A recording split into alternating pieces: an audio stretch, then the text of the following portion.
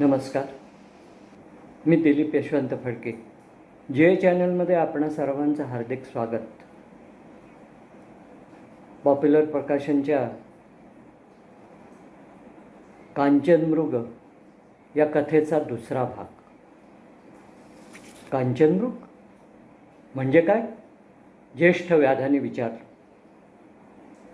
अरे, त्याचं अंग सोन्याचं आहे, त्यावर तेजस्वी रत्नांचे गोलक आहेत. तो चालत असताना त्याच्या भोवती दैदिप्यमान तेजाचं वलय निर्माण होतं आणि त्याचं अंग देव कापसासारखं मऊ आहे. अशक्य, असला मृग असणं अशक्य आहे. अरे, मी इतकी वर्ष मृगया केली, परंतु असल्या मृगाच्या दर्शनानं माझी दृष्टी कधी तृप्त नाही झाली. ते दुसरा एक व्याध उपरोधाने म्हणा, आणि तसला मृग अस्तित्वात नाही हे आमचं भाग्यच आहे. नाहीतर सोनं खाता येणार नाही आणि रत्न गिळता येणार नाहीत.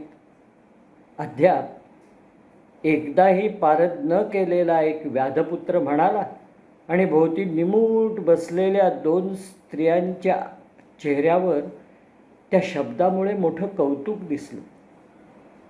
पण व्याधाने त्याकडे दुर्लक्ष केलं आणि तो ज्येष्ठ व्याधाला म्हणाला, आपणाला जे दिसलं नाही ते कधी अस्तित्वातच नव्हतं अशी, किंवा आपणाला जे कधी प्राप्त झालं नाही ते मूल्यवान नव्हतं अशी समजूत करून घेतल्यानं आयुष्यात शांती मिळते. जीवन सुखाने जगता येतं हे खरं आहे, पण अशी समजूत पूर्ण अज्ञानजन्य असते. मी स्वतः तो कांचन मृग पाहिलाय. इतकंच नाही तर मी त्याची मृगया करून त्याला इथंही आणलाय. त्याच्या शब्दांनी सारे विस्मित झाले. त्याच्याकडे आता अविश्वासाने पाहू लागले. स्मित करीत तो पिंपळापाशी आला. त्यांनी वेलींनी आच्छादलेला कांचन मृगाचा देह आणून त्यांच्या पुढे ठेवला. आता तुम्ही स्वतःच प्रत्यक्ष पहा.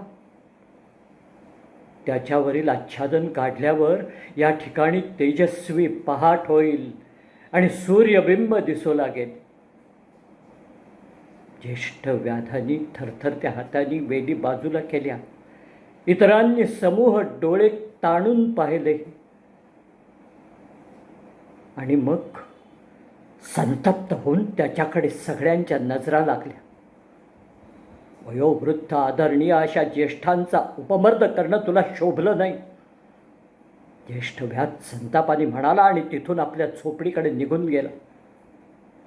व्याधाने विस्मयाकडे मृगाकडे निरखून पाहिलं आणि त्याचं सर्वांग बधिर झाल्याप्रमाणे निर्जीव झालं. आता भोवती कुत्सित शब्दांचे उद्गार ज्वालेप्रमाणे उमटू लागले होते. सर्वत्र उपहासाच्या हास्याच्या लहरी प्रकट होऊ लागल्या होत्या आणि भोवऱ्यात सापडल्याप्रमाणे तो व्याध विकल होऊन गोठलेल्या डोळ्यांनी समोर पाहत राहिला. समोर कांचन मृग नव्हता. प्रतिदिनी त्यांच्यातील प्रत्येक व्याध खांद्यावर टाकून आणत असे तसल्याच सामान्य हरणाचं शव समोर पडलं होतं. पण त्याच्या सभोवती असलेला सर्पमुखी ताईत मात्र निसंशय त्याचाच होता. अरे, मी कांचन मृग स्वतः पाहिला होता. त्याच्या उरात माझा बाण रुतला होता. हताशपणे तो म्हणाला. भोवतालचा उपहास वाढत गेला. त्या कुत्सित हसण्याच्या ध्वनीपासून निसटण्यासाठी तो वेगाने अंधारात धावत गेला आणि चंडी देवीच्या मंदिरात अंग टाकीत गुडघ्यात मान घालून रात्रभर तो मूढपणे बसून राहिला. त्या दिवसापासून त्यांनी मृगया सोडली. पुन्हा पुन्हा तो प्रपाताजवळ अरण्यात जाऊन डोळ्यात प्राण आणून दिवसच्या दिवस बसून राहू लागला. शिलाखंड भग्न करणाऱ्या त्या जलौघाचा ध्वनी विरून गेल्याप्रमाणे त्या बाबतीत त्याचे कानही आता बधीर झाले आणि क्षीण होत चाललेल्या देहाची व्यथाही आता त्याला जाणवेनाशी झाली. शेवटी त्याला पाऊल देखील उचलवेना. त्याची दृष्टी मंद झाली. एक दिवस तो अति कष्टाने पुन्हा एकदाच त्या ठिकाणी गेला. त्याने आपलं धनुष्यबाण त्या उग्र धवल जलौघाबरोबर खालच्या सदैव भीषण दरीत विसर्जित केलं आणि तेव्हापासून पिंपळाखाली बसून तो व्याधांचीच मृगया करून येणाऱ्या व्याधाची निर्विकारपणे वाट पाहू लागला. आता इतर सारे व्याध निद्राधीन झाले होते. साऱ्या अरण्यावर गूढ गंभीरता पसरली होती. पण भोवतालचा अंधार मात्र लाख पिंपळ पानांनी सळसळू लागला होता. तेव्हा आपल्या हताश निद्रेतून व्याध अकस्मात जागा झाला. तीच अनिवार अतृप्त ओढ पुन्हा नव्या वेदनेने त्याच्या जागी झाली आणि तो उठला. आपला देह इतका तरल आणि व्याधीन पाहून तो विलक्षण विस्मित झाला. नव्या उत्साहाने तो अरण्यात चालू लागला. प्रपाताचा ध्वनी आता प्रचंड निनादाने भोवती विस्तारू लागला होता.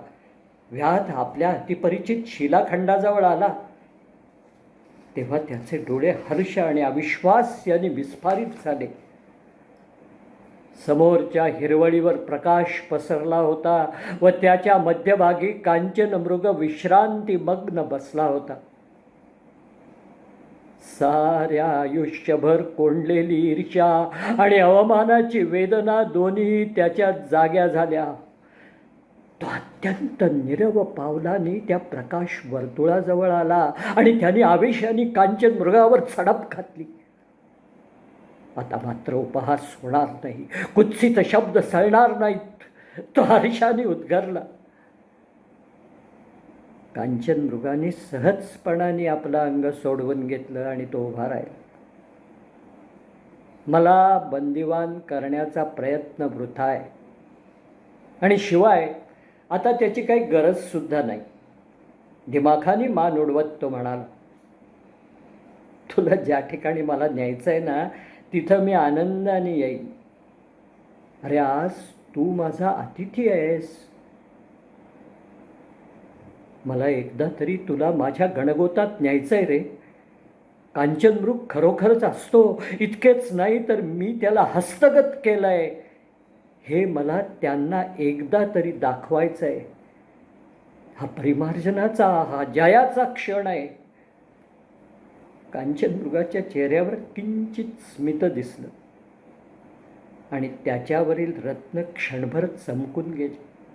पण तो काहीच न बोलता आपली तेजस्वी प्रभावळ घेऊन व्याधाबरोबर चालूही लागला. निमिषार्धात ते व्याधवस्तीजवळ आले. तेव्हा आयुष्यभर सहन केलेल्या उपहासाची स्मृती घेऊन निदान आता तरी आपला दिव्य क्षण आलाय या जाणीवेनं त्याला अति सुखी वाटलं. त्यांनी तिथूनच सर्वांना हर्षभरीत स्वरात सांगितलं, अरे तुम्ही मला हसलात, माझा पाण उतारा केलात. आता प्रत्यक्ष डोळ्यांनी पहा, कारण हसण्याचा क्रम आता माझा आहे. अनेक व्याध त्याच्याजवळून जात होते पण कुणीच त्याच्याकडे लक्ष दिलं नाही. आता अतिवृद्ध झालेला ज्येष्ठ व्याध जर्जर पावलांनी सरकत पुढे येत होता. व्याध कांचन मृगासह त्याला सामोरा गेला व तेच शब्द त्यांनी पुन्हा एकदा उच्चारले.